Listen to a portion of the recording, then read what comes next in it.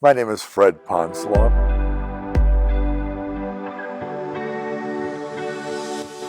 Currently live in Albuquerque, New Mexico, up in the mountains.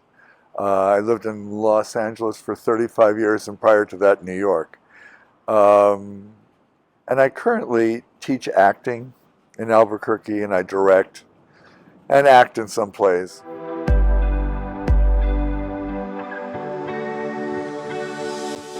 I actually started feeling some energy when I was like 12 and 13. But I was a farm boy in Wisconsin, and there was no explanation at that time for what I was going through. Um, and I felt this force sort of always with me.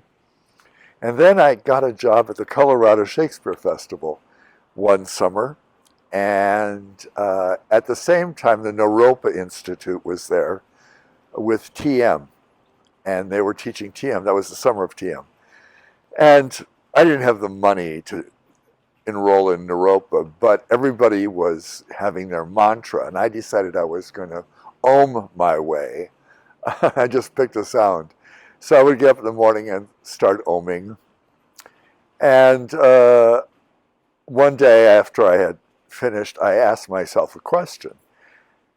And an answer came, but it wasn't my answer. It was somebody else phrasing it in a different way. And I asked another question and I got another answer. And pretty soon I was having like a conversation with myself, but with something else. And I thought, oh, great, you're now certifiably a schizophrenic. So I didn't tell anybody about it because I was really nervous about my own mental health at that point. But it always was around. And then one day I was in Long Beach, where I lived for a long time. And a fellow actress was asking me a question. And I felt this presence really fighting to get its way out. And I said to Patty, I said, I don't know what this is, but it seems like something or somebody's trying to talk to you. And then I just sort of went unconscious before I almost finished the sentence. And they had a conversation. And like 10 minutes later, I sort of woke up out of it, and Patty was staring at me with her mouth on the floor. And she had had this conversation with this entity. I have no idea what it was. I had no explanation for it. And then over the years, it was always sort of there. And then I won, by accident, 3 sessions with Dr. Pearl.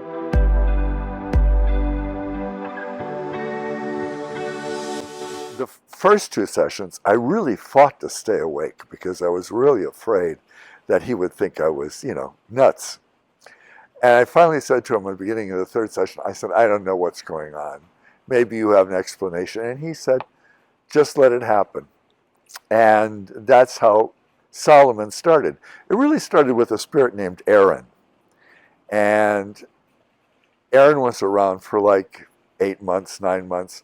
And then he said he was leaving, and then that the spirit, which we identified as Solomon, would come through. So that's really the history of it. And then I did a lot of sessions with Eric, with Solomon. And ultimately we developed the book out of those sessions, Solomon Speaks, on Reconnecting Your Life. And it's a culled version of many, many, many, many hours of sessions that he had with Solomon. And we crystallized it down to what was universal to everyone. Some of it was very particular to Eric. And we just picked those things that we thought would have a broad-based appeal. And that's how the book evolved. And since then, I've done sessions with some groups. I tend to like smaller groups or one-on-one. People tend to find me. And I have sessions with them individually. It all depends. So that's really the story of Solomon.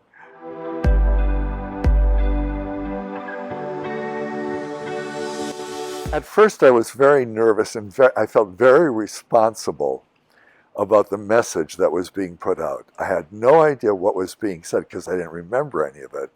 And I had no idea what it was that was coming through me, if it was something negative. I certainly didn't want that out in the atmosphere. and in the environment. But as years went by, I began to really trust the message.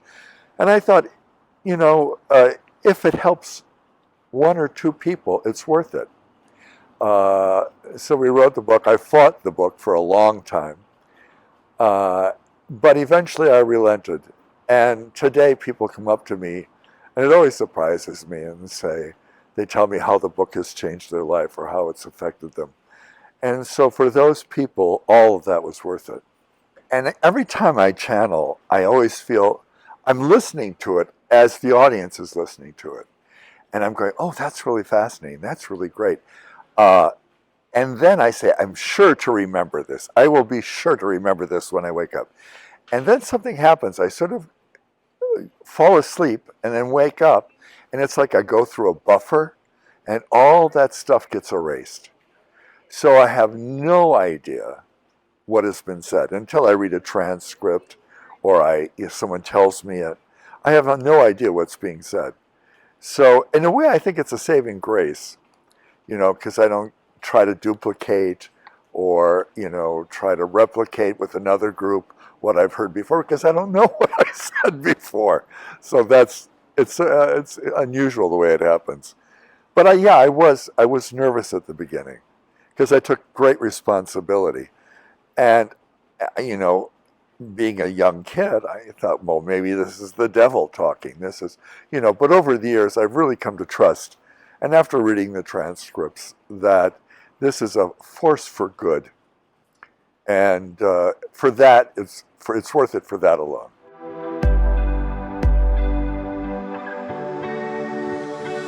I find that if I'm stuck in something, or stuck with an actor trying to help them break through things, if I just sort of allow myself for an answer to surface, it'll surface.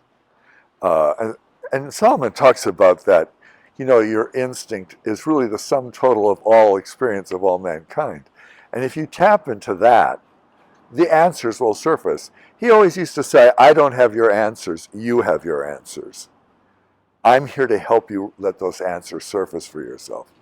And I think that's an invaluable tool. You become the creator of your life. It's your adventure. It's nobody else's adventure.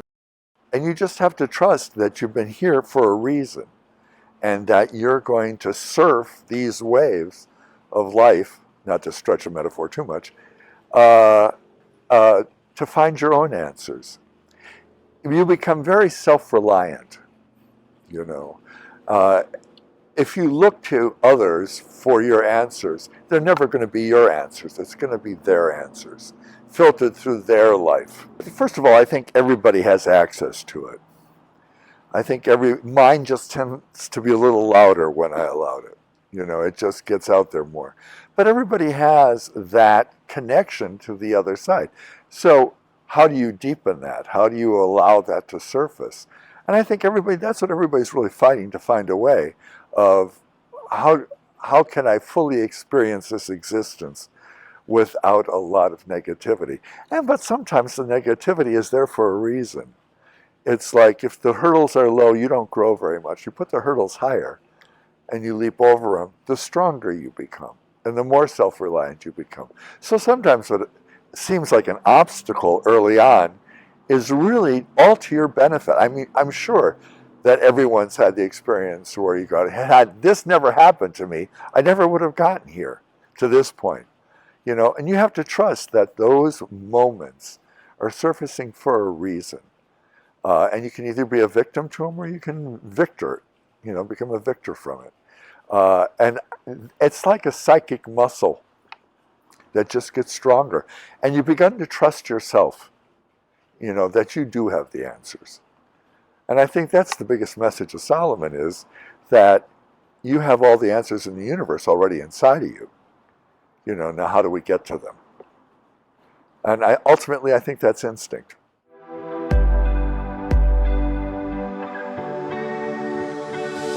I think it all depends on the group I'm talking to, what they need to hear at that time. Some of the times, as I read afterwards, some of it is similar, and some of it can be vastly different, depending upon the group I'm talking to. For instance, I had a student that came into my acting class, and as soon as she walked through the door, I said, she's not here for the acting. She's here for Solomon. At some point, that's going to appear. And 4 weeks later, her son committed suicide.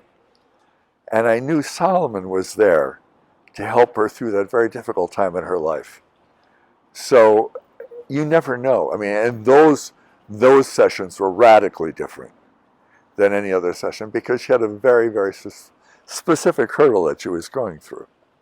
But again, it all depends on who's there and what the energy is and what they need at that point to take the next step, to go further. Whether they need to be more confident or whether they need to feel that they can trust themselves, it's moving people closer to the universal.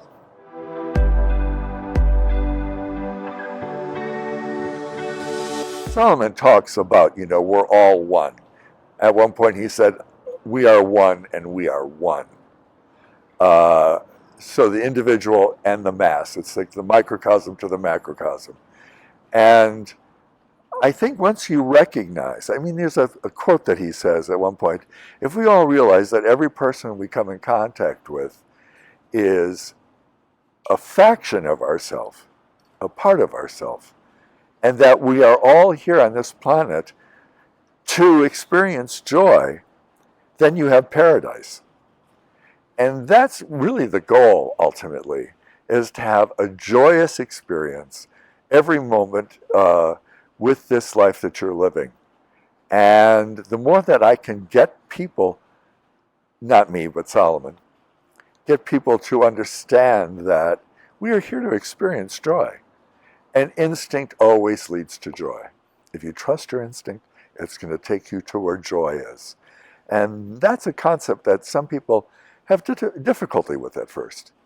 And through their experience, they'll come to trust their own lives. And that's about people being self-reliant and being able to help others. That's what's great about the reconnection is through your interaction, you're helping yourself. It's a win-win. It's not that I'm giving and I'm depleting myself and I have to help this person. It's not about that at all. It's about exchange of energy and the quality of that energy.